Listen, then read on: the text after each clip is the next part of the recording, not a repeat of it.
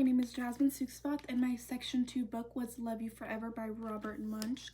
So starting with a little plot summary of the book, it's essentially about a mother that starts a nightly tradition where she rocks her baby to sleep singing, "I'll love you forever, I'll like you for always, as long as I'm living, my baby you'll be." And essentially the whole theme of the book is unconditional love. It talks about how even though when he's 2 years old he's super messy, or when he's 9 he never wanted to come inside and said bad words, even when he's a teenager and has strange interests and listens to strange music and wears strange clothes, and up until the point when he's a grown man and he moves out of her house, she will still sing to him and rock him to sleep singing the same lullaby, until at the end she eventually grows old and then the roles become reversed. So he essentially holds her and he sings the same song, saying, "As long as I'm living, my mommy you'll be." So this is that page here. And then he's seen starting this own tradition with his own daughter. So we're assuming that, he's going to carry on this tradition from his mother that he did to him, and then he's going to do it for his daughter. So I already touched on the fact that this is about unconditional, parental love. But I also think that this obviously is introducing children to the cycle of life and the idea of aging and death, because even through the visuals, so we're moving on to the visuals now, I think that it's really interesting because throughout the book you see obvious change. You see that she and herself and the child, they're both aging and they're both getting older. Even in the small details in his room, you can see other stuff. So when he's a teenager, he has a baseball and he's doing sports and different things like that. But I like that the visuals along with the words also progress with the idea of change and aging and different things like that. The visuals are super colorful, super I think I really like this art style. I do think sometimes when they're up close, these are just my personal opinions though, there's I don't know, the way that the people are drawn kind of freaks me out a little bit, and they all look the same. That's another thing. Touching on the topic of fairness and other things like that, I feel like there's not fairness. I'm not too sure what the right word I'm looking for is, sorry guys, but it's a focus on one family, so essentially they all are gonna all look the same. That's not something to criticize, but even in this picture here, there's workers here, but they, there's not much about who, their identity, I guess, if that makes sense. I don't think I worded that right, so we're gonna move on. I'm gonna say that I'm categorizing this book as a fiction book because it was inspired by a really sad personal tragedy story. The author, Robert Munsch, wrote this book after his wife had 2 stillborn babies. So he's essentially using this lullaby in this book as a way to cope with his grief. And after reading that, I was honestly so sad because this took on a whole new meaning to me after that. Especially because it's teaching about loss. So, introducing children to it's a universal theme, but putting it in a not fun, I guess, but in an easy to understand way for them is really important. Obviously, that's the purpose of children's literature, taking those broad topics and making it, easier to understand for the little ones.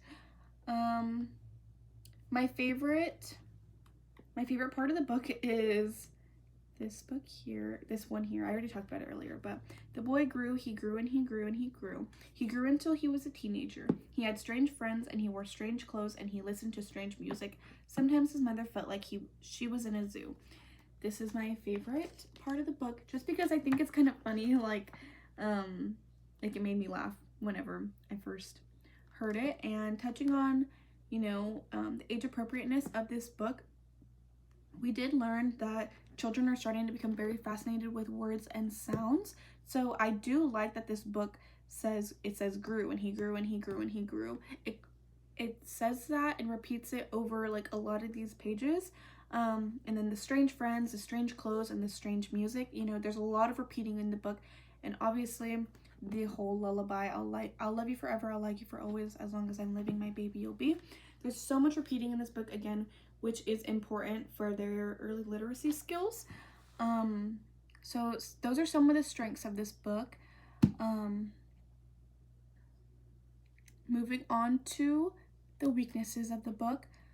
Personally, this is not my most favorite book. I find it kind of creepy because even when he's he's grown, she's seen crawling through his window, essentially, and she's crawling across the floor to like peek over his bed.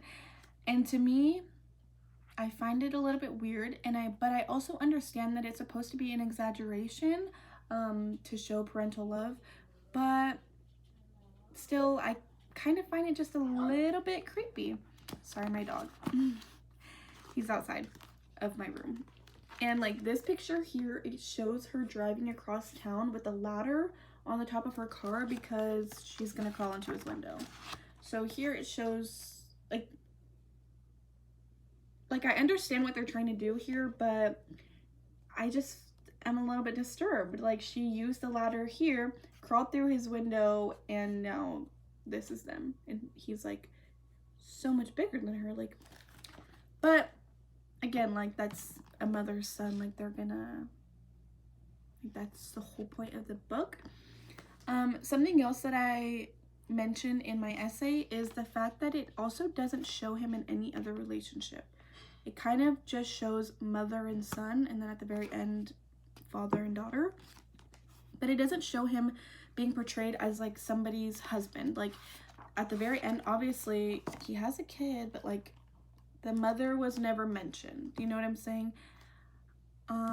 It's just like an idea to think about, I guess, because like I said, it's only showing the son, like it's only showing this man as his mother's son, rather than it exploring the fact that, like, you know, he might find a significant other. And also this picture here, like, it shows this bed is only big enough for him. So again, like, kind of leaving out the fact that if he moved out of his house and he had a child, he probably had a significant other and a wife. So that's just kind of something to think about. And how could this book be used in the classroom setting? I personally wouldn't use this in a classroom just because it is about parental love. I feel like this would be better suited to read between like a parent and their child. Like, I know I might read this like whenever I'm a mother down the line, but as a teacher, I can't see myself reading this story to, you know, my class. But I did mention that some of the weaknesses that I mentioned could be used as like a catalyst for discussion. So I'm thinking more so like high school age group. You could bring up this book and you could teach about like healthy boundaries. I'm not trying to say like the mother's crossing all boundaries and she's super weird, and like invasion of privacy type of stuff, but like I understand it's an exaggeration. It is just a little bit weird that she's driving across town and crawling through his window at night. And even when he's a teenager, it shows her like crawling on the floor. Like, I don't know why, it just kind of freaks me out, but it does. And I'm not gonna rule this out as a bad book at all. There are ways that you could use this in the classroom. You know, when you talk about like Mother's Day or Father's Day or something like that, you can like make cards with that, just because it is about parental love, unconditional love, and things like that. But to me, if I was going to become a high school teacher, I might use this to talk about, you know, healthy boundaries in relationships, just because I feel like that's better suited. And that is kind of it. So thank you for listening. If you enjoy this book, that is great. If you read to it as a child, that is also great. I don't mean to bash the book at all. It is just personally not my favorite book. But that will be it for my section 2 book, Love You Forever. Thank you.